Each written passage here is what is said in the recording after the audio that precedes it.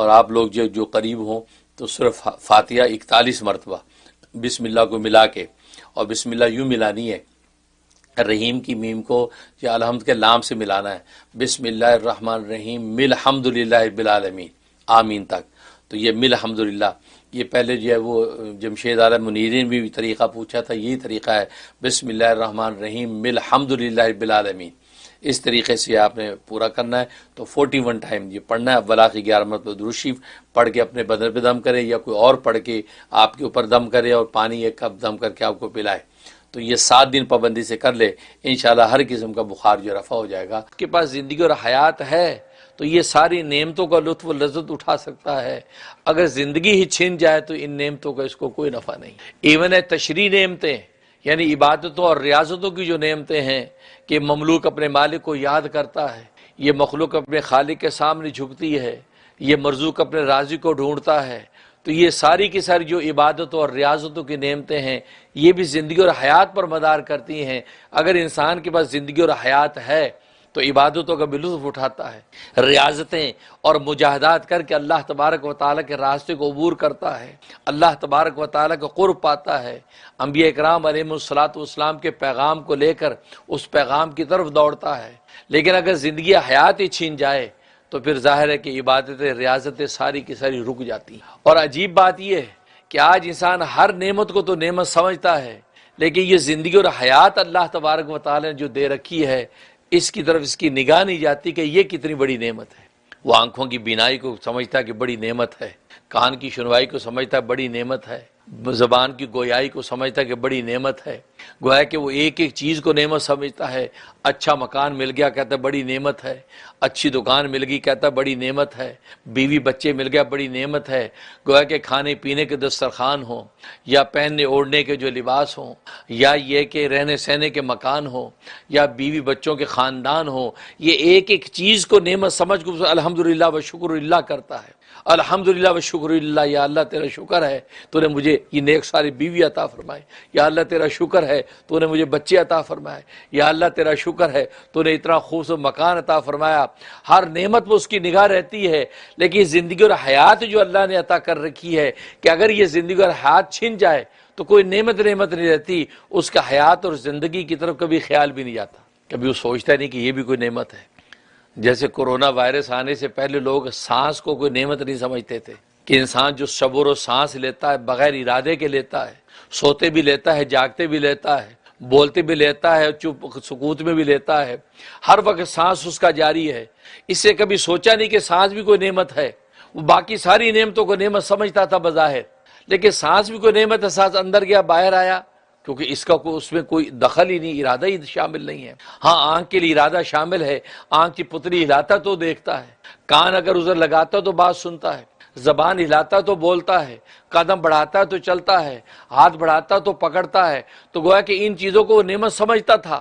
ناک سے سونگتا تو خوشبو آتی ہے، لیکن سانس میں چونکہ ارادے کی ضرورت نہیں ہے، ارادے کا کوئی دخل نہیں، بلا ارادہ اللہ تبارک و تعالیٰ نے نعمت جاری رکھ کر رکھی ہے.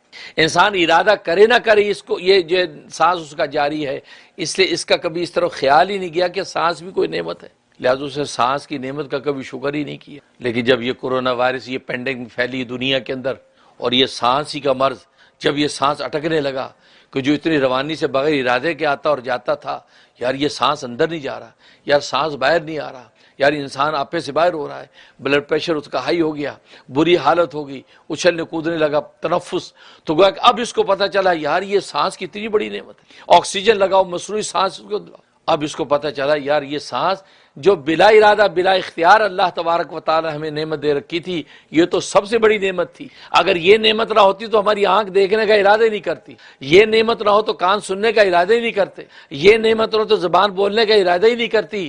کیوں؟ اس لیے کہ وہ سانس کے جب لالے پڑ جاتے ہیں، جب سانس کی جو ان کا دگردوں ہونے لگتا ہے، اب سوچتا ہے کہ یار دیکھنا بعد میں، پہلے سانس تو اپنا صحیح کروں.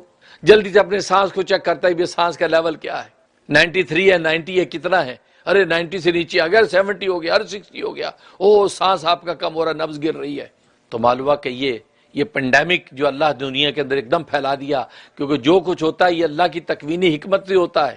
اس تکوینی حکمت نے بڑی بڑی سائنس اور ٹیکنالوجی کی بات سمجھا دی کہ یہ جو سانس اندر اور باہر جاتا ہے یہ اللہ تبارک و تعالیٰ کی اتنی بڑی نعمت ہے، اس کے بغیر تم کسی دوسری نعمت تک پہنچ ہی نہیں سکتے۔ بالکل اسی طریقے سے یہ زندگی اور حیات یہ اتنی بڑی نعمت ہے کہ اس کے بغیر نہ تمہاری عبادتیں ہیں، نہ تمہاری ریاضتیں ہیں، نہ تمہارے معقولات و مشروبات کے دسترخوان ہیں، نہ تمہارے ملبوسات کی پوشاکیں ہیں، کوئی چیز تم حاصل نہیں کر سکتے جب تک کہ تمہیں زندگی اور حیات نصیب۔ اتنی بڑی چاچی حدیث میں آتا ہے کہ دو دوست تھے، اکٹھے جہاد کرتے ہیں، اکٹھے عبادتیں کرتے ہیں، اکٹھے زندگی گزارتے ہیں، یہاں تک کہ ایک صحابی جو وہ شہید ہو گیا کسی غزوے میں اور دوسرا دوست اس کا بچ گیا، وہ غازی رہا۔ تو کسی نے خواب میں دیکھا غازی جب فوت ہوا اپنے وقت پر، تو کسی خواب میں دیکھا کہ وہ غازی کو جو اللہ تبارک و تعالی نے مقام عالی عطا کیا، وہ شہید کو وہ مقام نہیں ملا۔ شہید اس سے نیچے کے مقام میں، وہ اس سے اوپر کے مقام میں۔ تو دیکھنے والا بڑا حیران ہوا کہ یار اس نے تو اپنی جان اللہ تبارک و تعالی کے راستے میں لٹا دی ہے، اس کا مقام اس سے کم ہے کہ جو ایک عرصے کے بعد تبھی موت مرا ہے، اس کا مقام اس سے اونچا چلا گیا، اس کی کیا وجہ ہے؟ رسول اللہ صلی اللہ علیہ وسلم سے آگے اس نے خواب بیان کر سوال کیا، یا رسول اللہ صلی اللہ علیہ وسلم یہ کیا معاملہ ہے؟ اس شخص نے تو اپنی جان لٹا دی، اس کا مقام جو ہے اس سے کم ہے جو بعد میں جو مرا ہے، آخر اس کی وجہ کیا ہے؟ یہ اس سے ہمیں پتہ چلتا کہ حیات اور زندگی کتنی بڑی نعمت ہے۔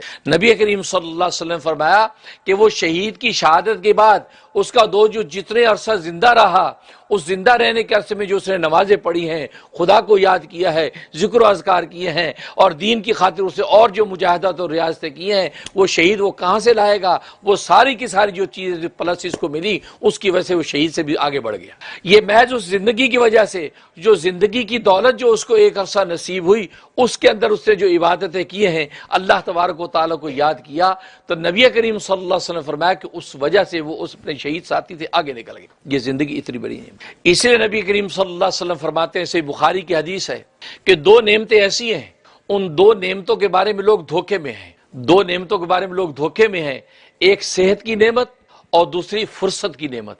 جب انسان کو صحت حاصل ہوتی ہے، انسان یہ سمجھتا ہے یار ہمیشہ میں ایسے ہی رہوں گا، کوئی بات نہیں، کب اگلے سال سے نمازیں شروع کر دیں گے، یار اگلے سال میں نے حج کرنا، حج کے بعد میں نیک ہو جاؤں گا، یار یہ 6-8 مہینے ہیں، اس کے بعد حج کر کے نیک ہو جائیں گے، داڑھی بھی رکھ لیں گے، سنت بھی چلیں گے اور اتباع شریعت بھی کریں گے، یار ابھی کچھ دن چلنے دو۔ تو گویا کہ وہ کیا کرتا ہے، وہ یہ صحت جو ہے اس صحت کا فائدہ نہیں اٹھاتا کہ اس صحت کے اندر نمازیں پڑھو، سجدوں میں گرو، خدا کو یاد کرو اور خدا کی مخلوق کی خدمت کرو، تو گویا کہ عبادت اور خدمت کے ساتھ وہ اللہ تبارک و تعالیٰ کے قرب کی منزلیں طے کرے۔ وہ یہ سمجھتا نہیں میں نے کبھی بیماری نہیں ہونا، لیکن آپ دیکھتے ہیں کہ جب وہ بیمار ہوتا تو اب سوچتا اوہو کاش اگر میں صحت مند ہو جاؤں تو میں یہ کروں گا، میں یہ کروں گا، میں یہ کروں گا، لیکن ٹائم از اوور، ٹائم نکل گیا۔ اب صحت کے بعد، یہ بیماری کے بعد اس بیچارے کو موت ہی آئی۔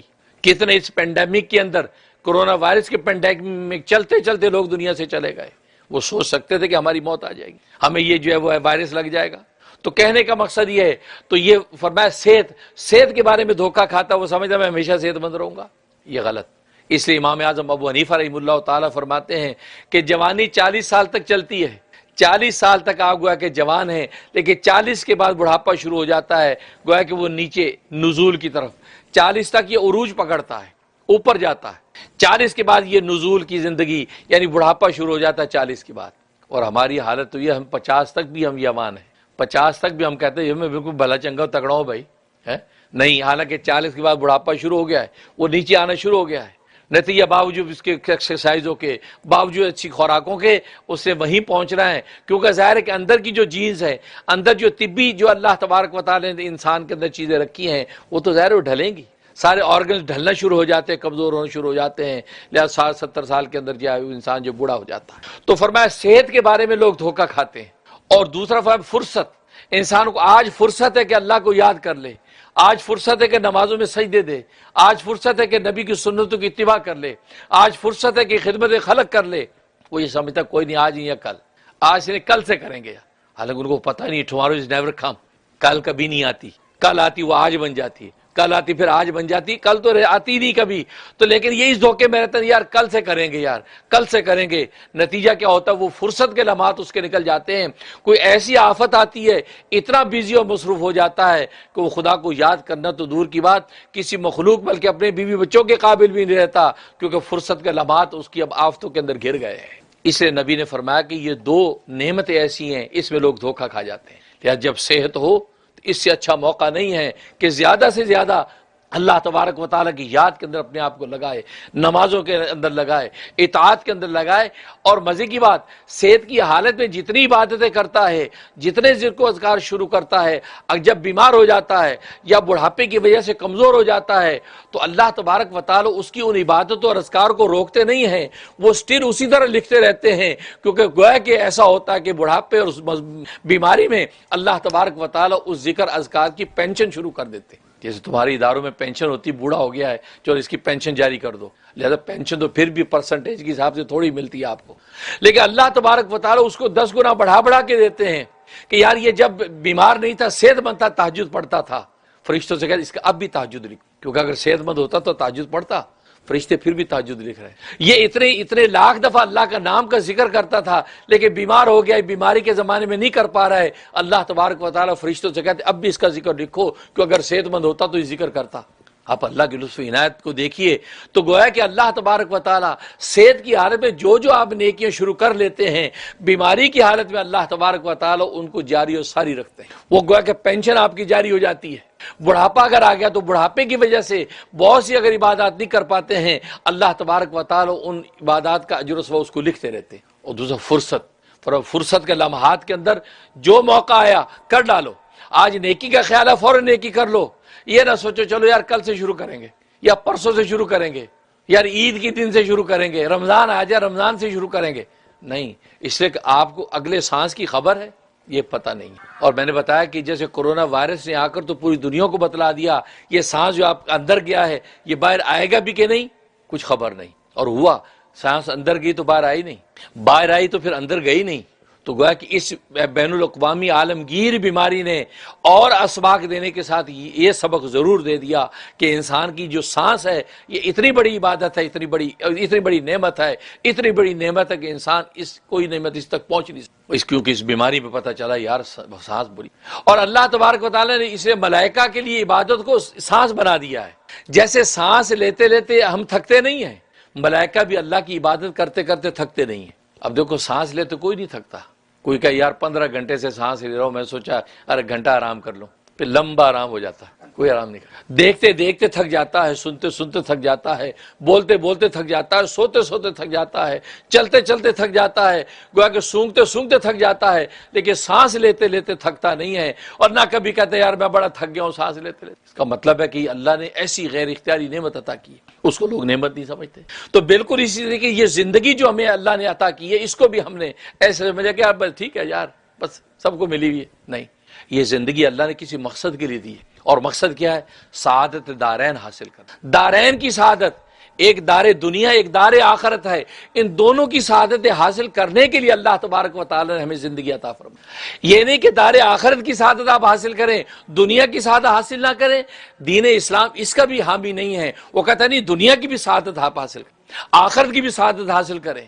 اس میں رہبانیت نہیں ہے، لا رہبانیت فی الاسلام. اسلام میں رہبانیت نہیں ہے. اب دنیا کی سعادت تو چھوڑ کر آپ جنگلوں میں چلے جائیں، بیابانوں میں چلے جائیں، پہاڑوں کی غاروں میں چلے جائیں. کہا کہ نہیں ہمیں دنیا نہیں چاہیے، نہ کھانا چاہیے، نہ پینا چاہیے، نہ پہننا اوڑھنا چاہیے. نہیں، دین اسلام یہ نہیں کہتا. دین اسلام میں لا رہبانیت فی اسلام، اس اسلام کے اندر رہبانیت نہیں ہے. اسلام میں کیا ہے؟ الربانیت فی اسلام. اسلام میں ربانیت ہے. تم دنیا کی نعمتوں سے فائدہ اٹھاؤ لیکن رب کا ہو کر اٹھاؤ.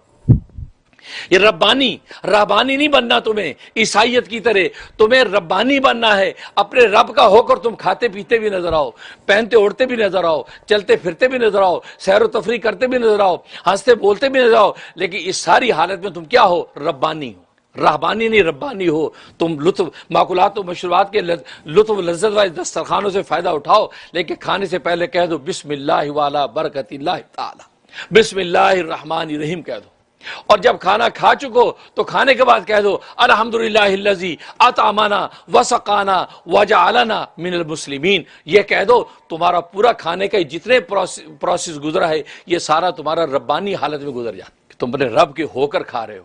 غلام اپنے آقا کو ہو کر کھائے پیے تو آقا کو خوشی ہوتی ہے، لیکن بغاوت کر کے کھائے پیے تو اس کو خوشی نہیں ہوتی. تو گویا کہ بس اتنا تو ربانیت. تو پہننا اوڑھنا ہے، پہننے سے پہلے تم پہننے کی دعا پڑھ لو، پہننے کے بعد پہننے کی دعا پڑھ لو. گویا کہ ایک ایک جگہ پر سرکار دو عالم صلی اللہ علیہ وسلم نے ربانی بننے کا سلیقہ سکھلا دیا ہے. پانی پینے سے پہلے یہ دعا پڑھ لو، پانی پینے کے بعد یہ دعا پڑھ لو. تو گویا کہ ایک ایک چیز کی. اس کا مطلب یہ کہ اللہ تبارک و تعالیٰ نے اس دین اسلام کے ان جو ہے وہ انسانوں کو جو ہے کیا بنایا، ربانی بنایا، رہبانی نہیں بنایا. تو سعادت دارین کا مطلب یہ ہے کہ دنیا کی سعادت، اور دنیا کی سعادت کے تین حصے ہیں، ایک جسمانی، دوسری آرامی، اور تیسری احترامی. انسان دنیا کے اندر ایک تو یہ چاہتا ہے جسمانی طور پر وہ خوبصورت ہو، بھلا چنگا ہو، صحت مند ہو، ایک اس کی پرسنالٹی ہو، لوگ دیکھیں جی ماشاءاللہ پہنوں اوڑھوں تو اچھا لگے. تو گویا کہ یہ اس کا حسن و جمال، اس کی خوبصورتی، یہ ساری یہ اس کی چاہت ہوتی کہ دنیا میں مجھے یہ ملے، بہترین جوتا، بہترین پوشاک. یہ اس کی جسمانی ریکوائرمنٹس. تو یہ جسمانی سعادت ہے کہ جو دنیا میں حاصل کرنا چاہتا ہے، اور اس کا حکم ہے کہ حاصل کرو. اس سے تمہیں منع نہیں کیا. ولا تنسا نصیبک من الدنیا، قرآن میں کہا کہ اپنے دنیا کا حصہ لینا نہیں بھولنا. آخرت کی تیاری تو کرو، آخرت کو تلاش کرو، لیکن ولا تنسا نصیبک من الدنیا، دنیا کے اندر جو حصہ تمہارا اللہ نے بھیج رکھا اس سے غافل نہیں ہونا، وہ بھی حاصل کرو. تو اپنی جسمانی آرائش اس کی فکر کرو. دوسرا آرامی، آرام اور راحت کے جو دسترخوان ہے وہ تم حاصل کرو. ماکولات و مشروبات ہیں، پہننے اوڑھنے کے لباس ہیں، رہنے سہنے کے مکان ہیں، بیوی بچے ہیں، یہ ساری کی ساری جو تمہاری زندگی کی ریکوائرمنٹس ہیں یہ سب کے سب حاصل کرو. اچھا پہنو، اچھا کھاؤ، اچھا اوڑھو، اچھا مکان بناؤ، اچھی عورت سے نکاح کرو، بچوں کی اچھی تربیت کرو، ان کو دیکھ کے اپنی آنکھیں ٹھنڈی کرو، اور کہہ دو ربنا ھب لنا من ازواجنا وذریاتنا قرۃ اعین، یا اللہ ہماری بیوی بچوں کو ہماری آنکھوں کی ٹھنڈک بنا دے. تو یہ دوسرا آرامی. اور تیسرا جو احترامی کا مطلب یہ ہے کہ ایسے اخلاق حسنہ، ایسی خدمت اور اشاعت حق تم پھیلا کے جاؤ کہ لوگ تمہارا خیر کے ساتھ ذکر کریں. یار فلاں آدمی یار بڑا اچھا آدمی، بڑا سخی آدمی، اس کے دروازے سے یار کوئی فقیر خالی ہاتھ نہیں ہے، یار بڑا شریف آدمی ہے، میری ملاقات ہوئی ہے، بڑا کریم آدمی ہے. تو گویا کہ آپ کے بارے میں کلمات خیر دنیا میں پھیل رہے ہیں لوگ، بلکہ آپ کو اپنے لیے سند بنا رہے ہیں، آپ کے مشعل راہ بنا رہے ہیں کہ یار اس جیسا سخی بنے، یا اس جیسا یار بڑی عزت دیتا ہے، بڑی محبت دیتا ہے، یار حقارت سے نہیں دیکھتا. تو گویا کہ وہ احترامی، اب وہ آپ کی عزت اور احترام کی فضا دنیا کے اندر پھیلنے لگتی ہے کہ لوگ کہتے ہیں کہ یار یہ بندہ اچھا ہے. جب زندہ ہے تو اس کو کلمہ خیر سے یاد کرتے ہیں، دنیا سے چلا جاتا ہے، دکھ ہوتا ہے لوگوں کو، لیکن کلمہ خیر سے یاد کرتے ہیں کہ بڑا نیک آدمی، اور ان کا یاد کرنا اللہ تبارک و تعالیٰ کا سفارش بن جاتا ہے. تو دیکھو دنیا کی سعادت کے اندر سب کچھ آ گیا، اور جو کچھ آج دنیا میں ہم چاہتے ہیں یہ سعادت ہے دنیا. تو دارین کی سعادت میں دار دنیا کی سعادت بھی حاصل کرو، اس سے منع نہیں کیا. اچھا اللہ تبارک و تعالیٰ اس لیے انبیاء بعض ایسے پیدا کر دی جو وقت کے بادشاہ ہیں، بڑے بڑے مالدار ہیں، تاکہ پتہ چلے کہ نبی ہو کر بادشاہ بھی بنا جا سکتا ہے، اور بادشاہ بن کے خدا کو کیسے یاد کیا جاتا ہے. یہ بادشاہ بھی ہے، نبی بھی ہے، اس حالت میں خدا کو دیکھو کیسے یاد کرتا ہے. یہ مثالیں اللہ نے چھوڑی ہیں تاکہ آنے والے انسان سمجھ جائیں کہ بادشاہ بن کر بھی اللہ کا بندہ بنا جا سکتا. آج بادشاہ بن کے لوگ کہتے ہیں جی یار حکومتی اتنے کام ہے جی، نماز پڑھنے کا کہاں ٹائم ہے، تلاوت تو بہت بڑی بات ہے. نہیں ہوتی جی حکومتی کام، یہ مسئلہ وہ مسئلہ، وہ سفارتکار آ رہے، سفارت خانے پہ لوگ آ رہے ہیں، یہ پڑھا نہیں جاتا. یہ صرف دھوکہ ہے. اس لیے اللہ تبارک و تعالی ایسے بادشاہ جن کو نبی بنا کر بھیجا یہ دکھانے کے لیے کہ دیکھو یہ بادشاہ ہے، اس کے باوجود بھی دیکھو اللہ تبارک و تعالیٰ کے کیسے بندے، جس میں حضرت داؤد علیہ الصلوۃ والسلام ان کو بادشاہ بنا کے بھیجے. حضرت سلیمان علیہ الصلوۃ والسلام کو تو ایسی بادشاہ دی کہ جس کی قیامت تک کوئی نظیر نہیں ہے. اور ان کا اللہ سے تعلق کا عالم یہ ہے کہ اپنے گھوڑے پر سوار ہوتے ہوتے ہی وہ پوری تورات تلاوت کر لیتے تھے. گھوڑے کے رکاب پہ پاؤں رکھا اور اس پر سوار ہو رہے ہیں، سوار ہونے تک پوری تورات تلاوت. یہ ان کا معجزہ تھا، معجزہ. لیکن یہ معجزہ ہمیں یہ سبق دیتا ہے کہ یار ہم اپنی گاڑی پر بیٹھنے سے پہلے اپنے اللہ کو کتنا یاد کرتے ہیں، قرآن کی کتنی آیتیں پڑھتے ہیں، ڈرائیونگ کرنے کے دوران ہم خود قرآن کتنا تلاوت کرتے ہیں یا کتنی تلاوت سنتے ہیں. یہ ہمارے لیے سبق ہے کہ وہ اپنی سواری پر بیٹھتے پوری تورات تلاوت کرتے ہیں. اگر ہم پورا قرآن تلاوت نہیں کر سکتے تو قرآن کی چند آیات ہم نے تلاوت کی یا نہیں کی. تو یہ نتیجہ یہ کہ آپ دنیا کے بادشاہ کی حالت میں بھی اللہ کے یعنی ربانی ہو کر چلتے ہیں، ربانی نہیں ہیں. حضرت یوسف علیہ السلام کو اللہ تبارک و تعالی نے جو مقام دیا، کہاں سے چلے ہیں، کنعان کے کنویں سے کہاں پہنچے ہیں، وہاں مصر کی بادشاہت پر انہوں نے بادشاہت بھی کر کے دکھائی اور خدا کی یاد کا عالم. سبحان اللہ. تو کہنے کا مقصد یہ ہے، تو یہ مثالیں انبیاء میں چھوڑی.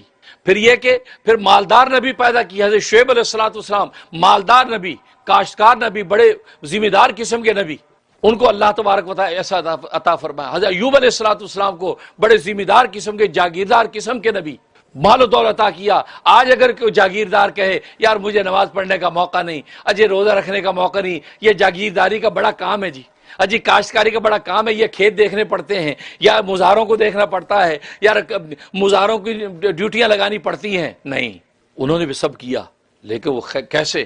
اللہ تبارک و تعالیٰ کو یاد کر کے. ہمارے جیسے انسان ہیں، لیکن نتیجہ یہ کہ بس وہ افضل الانسان ہیں کیونکہ انہوں نے حق ادا کر کے دکھایا. تو انبیاء میں مثالیں، پھر صحابہ کرام رضوان اللہ علیہم اجمعین میں مثالیں چھوڑی ہیں.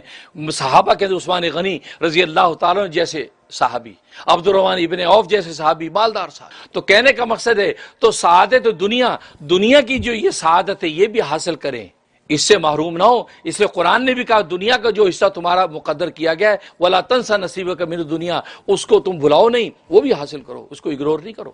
اور دوسری سعادت آخرت کی سعادت آخرت کے لیے آپ کو کیا چاہیے؟ عبادتیں چاہیے، ریاضتیں چاہیے، خدا کا ذکر چاہیے، خدا کا دھیان چاہیے. فرمایا بس عبادتوں کے جو اوقات مقرر کر دی اس وقت میں اللہ کی عبادتیں کرو تو سعادت آخرت بھی تمہارے ہاتھ میں رہے گی اور سعادت دنیا کے بھی لطف اٹھاتے رہو گے. تو گویا کہ یہ سعادت دارین، تو یہ زندگی سعادت دارین کے لیے دی ہے کہ انسان اب یہ جائزہ لے کہ ہم یہ سعادت دارین میں کتنا عمل کر رہے ہیں. یہ صرف سعادت دنیا میں لگے ہوئے ہیں، ہم یہ کھانے پینے، پہننے اوڑھنے اور مکان بنانے اور بیوی بچے، بس اسی میں لگے کھڑے ہیں. اور اس کو بہت بڑی بات سمجھ رہے ہیں کہ جی ہم جو بہت بڑی نیکی کر رہے ہیں، جی یہ بچے بھی آخر اللہ نے ہمارے حوالے کیے ہیں، ہم ان کو پال رہے ہیں. بیوی بھی میرا ہی شرعی ذمہ داری، جی میں بیوی کی خدمت کر رہا ہوں. یا اس اللہ کے لیے جس اللہ نے یہ تمہیں عطا کیا ہے اس اللہ کا کیا حق ادا کر رہے ہیں کہ اس کی عبادتیں ہیں. تو سعادت دارین کے لیے عبادت، اس کے لیے 5 وقت کا نماز اللہ تبارک و تعالی رکھ دی ہے. حالانکہ اللہ 24 گھنٹے بھی نماز اگر کہہ دیتے تو کم تھا، کیونکہ ظاہر ہے کہ سب کچھ ہی اللہ کا ہے. آپ جانتے ہیں کہ نمازیں 50 فرض تھی، 50 نمازیں فرض کی گئی تھی. اگر 50 نمازیں ہوتی تو آپ دنیا کا کام کب کرتے؟ لیکن اللہ تبارک و تعالی کو لطف و عنایت ہے کہ 50 کو 5 کر دیا. لیکن ہم اگر 5 ادا کرتے ہیں اللہ تبارک و تعالی ہمارے نامہ اعمال میں 50 لکھتے ہیں. تو 5 وقت کی نماز، اور 5 وقت کی نماز میں وقفہ ایسا دے دیا اس میں آپ سعادت دنیا حاصل کریں. آپ اپنی دکان کھول کے بیٹھیں، دفتر کھول کے بیٹھیں، کاشتکاری کریں، زراعت کریں، سب. اور عبادت ایسی دے دی، کھیت میں ہیں وہاں بھی نماز کا سجدہ دے لیں، دکان میں وہاں نماز کا سجدہ دے رہے ہیں، بازار میں وہاں نماز کا سجدہ دے رہے ہیں. پوری زمین کو اللہ تبارک و تعالی مسلمان کے لیے مسجد بنا دیا، کسی اور مذہب کے لیے نہیں. ان کی عبادت خانے میں ہی ہوتی ہے، کہیں اور نہیں ہو سکتی. یہودی اپنے سنگاگ میں عبادت کر سکتا، وہ کسی مسجد میں آ کے نہیں کر سکتا. عیسائی اپنے گرجے میں عبادت کر سکتا، کسی اور جگہ نہیں کر سکتا. ہندو اپنے ٹیمپل میں عبادت کر سکتا، کسی اور جگہ نہیں کر سکتا. بہت سے لوگ یہ شبہ اٹھاتے ہیں اور جی دیکھو مسلمان کتنے کنزرویٹو ہیں. دیکھو خود تو جا کے چرچوں میں نماز پڑھتے، جمعے بھی کرواتے ہیں، سیناگاگ کا ہال کرائے پہ لے کے وہاں جمعہ پڑھتے ہیں، عید بھی کرتے ہیں. ہندوؤں کے ٹیمپل میں جا کے بھی اپنی نماز پڑھتے ہیں، لیکن اپنی مسجد میں نہ کسی ہندو کو نماز پڑھنے دیتے ہیں، نہ کسی عیسائی کو آنے دیتے ہیں، نہ کسی یہودی کو آنے دیتے ہیں، نہ کسی مجوسی کو آنے دیتے ہیں. دیکھو کتنے یہ متعصب ہیں، خود تو سب کے سینٹروں میں جا کے نماز پڑھتے ہیں اور سب نے دروازے کھولے ہوئے، آج ہی نہ پڑھ لیں نماز اپنی. سوشل میڈیا پہ تصویریں دکھاتے ہیں، خبریں دکھاتے ہیں، لیکن کہتے ہیں ہم نے یہ کبھی نہیں دیکھا کسی یہودی نے آ کے مسجد میں نماز پڑھی ہو. یہ دیکھو مسلمان انٹر ہی نہیں ہونے دیتے، کتنے متعصب ہیں. یہ کہتے ہیں نا، اب جس کو علم نہیں وہ کہتے ہاں یار باقی یار یہ مولوی لوگ ہمیں سختی کرتے ہیں. یار ہم جب ان کی مسجدوں میں نماز، ان کے سیناگاگ میں نماز پڑھ لیں تو وہ بھی ہمارے پڑھ لیں تو کیا حرج ہے؟ بھائی میں تو کہتا ہوں آ جائیں، کھلا دروازہ آ جائیں. وہ آ ہی نہیں سکتے، ان کے مذہب کی مجبوری ہے. ان کی عبادت اپنے سیناگاگ اس کے بغیر ہوتی نہیں ہے. ان کو آج دعوت دے دیں یہودیوں کو، جی آج مسجد میں آ کے اپنی عبادت کرنے نہیں آئیں گے، کیونکہ ان کی مذہبی مجبوری وہ نہیں کر سکتے۔ یہ تو سرکار دو عالم صلی اللہ علیہ وسلم کی برکت سے جو عالمگیر نبی بن کے آئے، ان کی وجہ سے اللہ تبارک و تعالی پورے عالم کو ہمارے لیے مسجد بنا دیا۔ اسے چرچ ہو، وہ چرچ بھی حقیقت میں مسجد ہی ہے، وہ چرچ حقیقت میں مسجد ہے، ظاہر میں وہ چرچ بن گیا ہے، اس لیے کہ آپ اس کو آج ڈھا کے مسجد بنا لیں، لیکن کسی مسجد کو ڈھا کے چرچ نہیں بنا سکتے۔ کیوں؟ اللہ نے پوری زمین کو مسجد بنایا ہے، مسجد بنایا ہے، لہذا وہاں پر وہ کسی بھی عمارت کو ہٹا کے آج مسجد بنا سکتے ہیں آپ، لیکن مسجد کو ہٹا کے آپ وہاں چرچ نہیں بنا سکتے، آپ سیناگاگ نہیں بنا سکتے، ٹیمپل نہیں بنا سکتے، اپنا گھر نہیں بنا سکتے، کیونکہ یہ زمین ہے مسجد کے لیے، پوری زمین مسجد ہے۔ باقی اللہ کی لطف و عنایت ہے، اللہ نے ہمیں اپنا ذاتی گھر بنانے کو دے دیا، ذاتی گھر بنا لو یار، کوئی بات نہیں یار، تم یہ اپنی عدالت کی بلڈنگ بنا لو یار، تم یہ وائٹ ہاؤس بنا لو یار، تم یہ اسمبلی ہال بنا لو، یہ اللہ کی عنایت ہے۔ اس نے مسجد کے بجائے آپ کو اپنی مفادات کی چیزیں بنانے کی اجازت دی ہے، لیکن کسی بھی وقت آپ جانتے ہیں کہ وہ جگہ مسجد بننے کے لیے تیار کھڑی۔ آج اگر آپ اپنا گھر ڈھائیں، آپ اس کو مسجد بنائیں، آج مسجد بن جائے گی، لیکن مسجد کو گرا کے آپ گھر نہیں بنا سکتے، کیونکہ جب وہ اپنی اصل پر قائم ہو گئی ہے، اب اصل سے آپ اس کو اپنی جو وہ عارضی اور فانی کی طرف نہیں لا سکتے۔ یہ کتنی بڑی حقیقت ہے کہ پوری زمین مسجد ہے، تبھی تو ہم سیناگاگ میں جاتے وہاں نماز ہو جاتی ہے، ہم چرچ میں جاتے وہاں نماز ہو جاتی ہے، ٹیمپل میں جاتے وہاں نماز ہو جاتی ہے، اس لیے ہو جاتی ہے کہ یہ ساری کی ساری زمین اللہ نے مسجد بنائی ہے۔ حقیقت میں ساری مسجدیں، اور لیکن ظاہری شکل کے اندر ظاہر ہے کہ وہ کیا ہے، وہ آپ کو ٹیمپل نظر آتا ہے، سیناگاگ نظر آتا ہے، آپ کو جو ہے وہ چرچ نظر آتا ہے۔ تو بالکل اسی طریقے سے مسجدیں اپنی اصل پر ہیں، یہاں پر نمازیں ہوتی ہیں، لیکن اللہ نے ساری زمین مسجد بنا۔ ایک تاجر اپنی تجارت میں کھڑے ہو کے نماز پڑھ لے، ٹیکسی چلانے والا ٹیکسی ایک طرف کرے، اسی وقت کھڑا ہو کے نماز پڑھ لے، پارک کی لاٹ میں آپ نماز پڑھ لیں، بس زمین پاک ہو، وہاں اپنی ایک جائے نماز ساتھ رکھیں۔ تو کہنے کا مقصد یہ ہے، تو اللہ نے عبادت، کیونکہ پتہ ہے اللہ تبارک و تعالیٰ جانتے ہیں کہ اصل میں عبادتیں اور ریاستیں یہ وہ حقیقت ہے جس سے ان کی سعادت آخرت بننی ہے۔ سعادت دنیا تو یہ حاصل کر ہی رہے ہیں، 2 وقت کی روٹی بھی کھا رہے ہیں، پین اوڑھ بھی رہے ہیں، لیکن سعادت آخرت کا بھی راستہ ان کا اتنا آسان کر دیں، جہاں بیٹھے اللہ کی عبادت پوری کر سکتے ہیں، جہاں بیٹھے اللہ کا ذکر کرے، خدا کے ہاں وہ ذکر پہنچ رہا ہے۔ ذکر کے لیے کوئی مخصوص جگہ کی ضرورت نہیں، مخصوص کیفیت کی ضرورت نہیں ہے، بلکہ جس حال میں جس طرح گاڑی میں ہے سبحان اللہ و بحمدہ سبحان اللہ العظیم، سبحان اللہ و بحمدہ سبحان اللہ العظیم، بلکہ یہ گاڑیاں چلانے والے، اوبر چلانے والے، ٹیکسیاں چلانے والے تو اس تسبیح کو کثرت سے کیا کریں، کیونکہ حدیث میں آتا ہے یہ تسبیح کے ذریعے سے اللہ رزق پھیلاتے ہیں۔ یہ تسبیح ہے سبحان اللہ و بحمدہ سبحان اللہ العظیم کی تسبیح ایسی ہے، یہ ذکر کرو بیان ہے، یہ ایسی تسبیح ہے کہ رزق کے سارے خزانے اس تسبیح سے کھلتے ہیں، اور آپ سڑکوں کے اوپر دوڑ رہے رزق کی تو ڈھونڈ رہے ہیں۔ یہ پڑھیں سبحان اللہ و بحمدہ سبحان اللہ العظیم، اور بڑے آسان، اس لیے حدیث میں فرمایا ہے کہ 2 کلمے ایسے ہیں جو اللہ تبارک و تعالیٰ کو بڑے محبوب ہیں اور زبان پہ بڑے ہلکے ہیں پڑھنے میں، اور لیکن نامہ اعمال میں بڑے وزنی ہیں۔ کلماتان حبیباتان الی الرحمن خفیفتان علی اللسان ثقیلتان فی المیزان، یہ حدیث امام بخاری رحمہ اللہ تعالیٰ نے اپنی کتاب کی آخری حدیث میں اس کو لائے، کیونکہ میزان عمل آخرت میں ہوگا، ساری زندگی کے اعمال نیت سے چلے آ رہے ہیں، آخر میں چونکہ میزان عمل ہوگا، اعمال تو لے جائیں گے، لہذا میزان کی حدیث آخر میں لے کے آئے، اور اس میں ایک ایسی حقیقت بتا دی کہ ساری زندگی جو تم پوری بخاری شریف تم نے پڑھی ہے، وہاں اعمال و احوال، فرائض و واجبات، سنن مستحبات سنے اور دیکھے ہیں، تم اگر حقیقت ساتھ آخرت پانا چاہتے ہو، سبحان اللہ و بحمدہ کی تسبیح کو پلے باندھ لو۔ اور بعض محدثین نے ساتھ اس کے استغفر اللہ بھی بڑھا دیا ہے، کیونکہ سورۃ نصر کے اندر آپ نے دیکھا وہاں فسبح بحمد ربک واستغفرہ، وہاں پر ہے اپنے رب کی تسبیح اور تحمید کر اور استغفار کر، تو استغفار کا لفظ وہاں چونکہ آیا ہے، لہذا اس کو اتباع کرنے کے لیے محدثین نے کہا کہ یوں پڑھ لیا کرو سبحان اللہ و بحمدہ سبحان اللہ العظیم استغفر اللہ۔ اور آپ جانتے استغفار یہ خود رزق کا خزانہ ہے، جہاں کثرت سے استغفار ہوتا ہے وہاں رزق کے سارے خزانے اترتے ہیں۔ تو سبحان اللہ و بحمدہ سبحان اللہ العظیم استغفر اللہ۔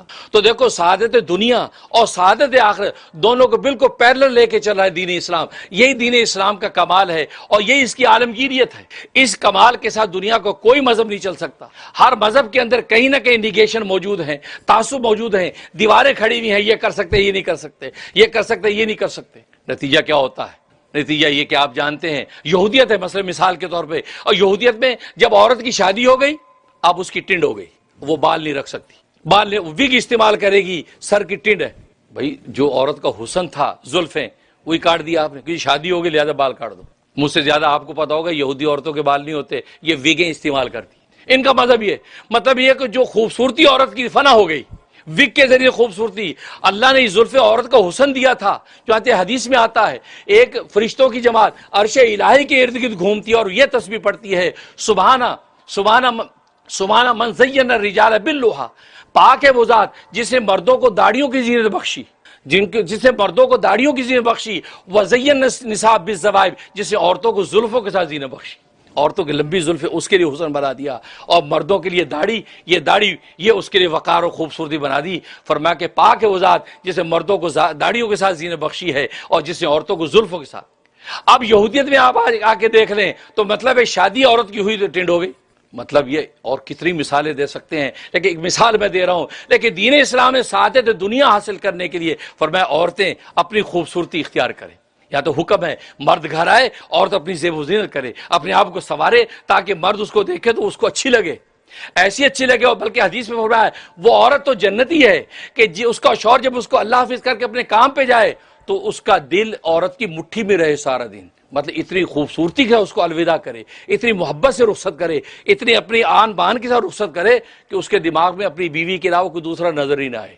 اپنے آفس میں بیٹھا ہے، بیوی کی زلفیں یاد آ رہی ہیں، بیوی کو حسن و جمال یاد آ رہا ہے، بیوی کی ادائیں یاد آ رہی ہیں۔ فرمایا یہ عورت اللہ تبارک و تعالیٰ کا سب سے زیادہ محبوب، کیونکہ اللہ کو تو برائی اور بدکاری اور بد خیالی سے بچانا ہے۔ لیکن آج عورتوں کا کیا حال ہوتا ہے، صبح آدمی کام پہ جا رہا ہوتا ہے، اول تو سو ہی رہی ہوتی ہے، اور سوتے میں آدمی کتنا منہ بگڑ جاتا ہے، منہ فوٹو کھینچ کے دیکھو، آج کل لوگ دکھاتے ہیں تو سو رہی ہے منہ نہیں دے تک تیرا، وہ کہتے یہ کیا اپنے فوٹو کھینچ لی، سوتے میں تو ہیلی کاپٹر ہی بنا ہوتا آدمی، اور کیا ہوتا ہے یہ، اور سونے بیچارہ چلا جاتا ہے۔ یا زیادہ سے زیادہ رخصت بھی کیا تو منہ لٹکا ہوا ہے، برا حال ہے، بال بکھرے ہو کے، ناشتہ بھی پتہ نہیں کس طرح دیا، یا آدھا انڈا اس نے بنایا، آدھا انڈا اس نے بنایا۔ آدمی تو بد دماغ ہوتے ہیں نا، وہ لکھا ہے ایک آدمی بڑا بد دماغ تھا، اب بیوی جو ہے اس کو انڈا بنا کے دے، آملیٹ بنا کے تو آملیٹ بنا دیا، میں نے تو فرائی کھانا تھا، فرائی بنا دے تو کہتا فرائی بنا دے، میں تو آملیٹ کھانا تھا، پھڈے کرتا ہر بات میں، کبھی کہتا کہ میں تو آج ابلے انڈے کھانے تھے۔ اب اسے سوچا کہ یار یہ کریں، عورت سوچے یہ بات نہیں آتا، تینوں ہی بنا دو، آملیٹ بھی بنا دیا، فرائی بھی کر دیا، وہ سنی سائڈ بولتے ہیں یہاں، سنی سائڈ فرائی بھی کر دیا اور ابلے بھی رکھ دیے، لو جی۔ اب جب دیکھا اس کو سمجھ نہ آیا کہ یہ اس لیے یہ کیا کہ سارے بنا دیے، اب کوئی آپشن نہیں رہا اعتراض کا، لیکن وہ بھی آگے بڑی شے تھا، کیا کہتے اوہ دیکھو جس کو فرائی کرنا تو اس کا آملیٹ کر دیا، جس کو ابالنا تو اس کو فرائی کر دیا۔ تو مطلب ہے مرد بھی تو آگے سے ایسے ہوتے ہیں، لیکن مرد اگر محبت الفت والے ہوں، پیار سے جائیں، پیار سے آئیں، عزت اور محبت، یہ عزت اور محبت میاں بیوی کے درمیان ایسا رشتہ ہے کہ یہ جو دنیا کے اندر جنت کا لطف آتا ہے۔ جب شوہر آتا ہے کام سے تو بھی منہ بنا ہوتا ہے نہیں، اس لیے حدیث فرمایا کو خوش دلی سے ان کو رخصت کرو اور ان کا استقبال کرو کہ شوہر کا دل تمہارے ہاتھ میں آ جائے۔ تو خیر کہنے کا مقصد یہ ہے، تو مرد کو بھی چاہیے وہ بھی ایسا بن سنور کے رہے کہ بیوی کو اس کو اچھا لگے، یہ نہیں کو سوچے میری بیوی کہاں جائے گی، زیادہ بولے گی طلاق، منہ میں بدبو آ رہی ہے، نہ برش کرتا ہے، بیوی بھی مجبور، کپڑوں میں ہمک آ رہی ہے، نہاتا نہیں ہے، جی میری بیوی جائے گی کہاں، وہ بیچاری اسی طرح برداشت کرتی ہے۔ لیکن ہم جیسے لوگ جو پبلک ڈیلنگ کرتے ہیں، عورتیں آتی ہیں، مرد آتے ہیں مسائل کے لیے، وہ بیچاری بہت سی شکایتیں کرتی ہیں کہ جو تورم خان بنے پھرتے ہو نا، ہمیں بھی تمہاری شکایتیں آتی ہیں، لہذا کہتے بن سنور کے صاف ستھرا بن کے منہ صاف رکھو، بدبو نہ آئے بھائی۔ اور نبی نے تو دیکھو جب اپنے لیے ایک بیوی کا انتخاب کرنا تھا، بات ختم کرتا ہوں، تو جس عورت کو بھیجا کہ اس عورت کو دیکھ کے اور میرے رشتے کے لیے، اس کو دو باتیں کہیں، ایک یہ پتہ کرنا کہ اس کے منہ سے بو تو نہیں آتی، دوسرا یہ پتہ کرنا اس کی ایڑیاں صاف ہے، ایڑیوں میں میل تو نہیں ہے۔ اب آپ نبی کی نفاست دیکھیں، ایک ہے اس عورت کے منہ سے بو نہ آئے، اس سے پتہ چل گیا وہ کتنی پاکیزہ ہے، کتنی شفاف ہے، دوسرا اس کی ایڑیوں میں میل نہ ہو۔ اور آپ جانتے ہیں بڑے بڑے خوبصورت ایڑیوں کا میل کا پرواہ نہیں کرتی، ایڑیاں کتنی گندی ہوتی ہیں، آپ نے کسی کی دیکھ لے صفائی، اس کی ایڑیاں دیکھا کرو، ایڑیوں میں وہ پھٹ جاتی ہے، اندر میل گھس جاتا ہے، گندی ہو جائے، اس کو جامے کے ساتھ رگڑتے نہیں ہیں، وہ رگڑ کے صفائی کرتے ہیں، وہ کرتے ٹائم بھی نہیں ہے، اے میں بنٹھان کے ایڑیاں گندی۔ تو جس عورت کی ایڑیاں بھی شفاف اور صاف ہوں گی، نازک ہوں گی، وہ باقی بدن کے اندر خوبصورتی کا زیبائش کا خیال نہیں رکھے گی، یقین رکھے۔ تو نبی نے اپنے رشتے کے لیے فرمایا یہ دو چیزیں دیکھو، اس کے منہ سے بو نہ آتی ہو اور اس کی ایڑیاں شفاف ہونی چاہیے۔ تو یہ یہاں آج عورتوں کے لیے گویا کہ سبق ہے کہ ان کو دیکھنا چاہیے کہ نبی پاک صلی اللہ علیہ وسلم نے ہم عورتوں کو بتا دیا کہ ہماری شخصیت کی نفاست اس حد تک درجہ ہونی چاہیے۔ یہ سعادت دنیا ہے کہ دنیا کی لطف و لذتیں ہیں کہ جن کو دین اسلام آپ کو لینے کی کا امر کر رہا ہے، اور آخرت وہ عبادت اور ریاضتوں کے ساتھ ہے۔ لہذا اس طریقے سے جب انسان چلتا ہے تو دنیا کے اندر بھی لطف اٹھاتا ہے اور آخرت میں بھی انشاءاللہ جنت ہے۔ اسی کو کہتے ہیں ربنا آتنا فی الدنیا حسنہ وفی الآخرۃ حسنہ وقنا عذاب النار۔ تو گویا کہ دنیا میں بھی یا اللہ عیش و آرام اور لذتوں کی زندگی عطا فرما، اور آخرت میں بھی عیش و آرام اور لذتوں کی زندگی عطا فرما، وقنا عذاب النار، جہنم کے عذاب سے بچا۔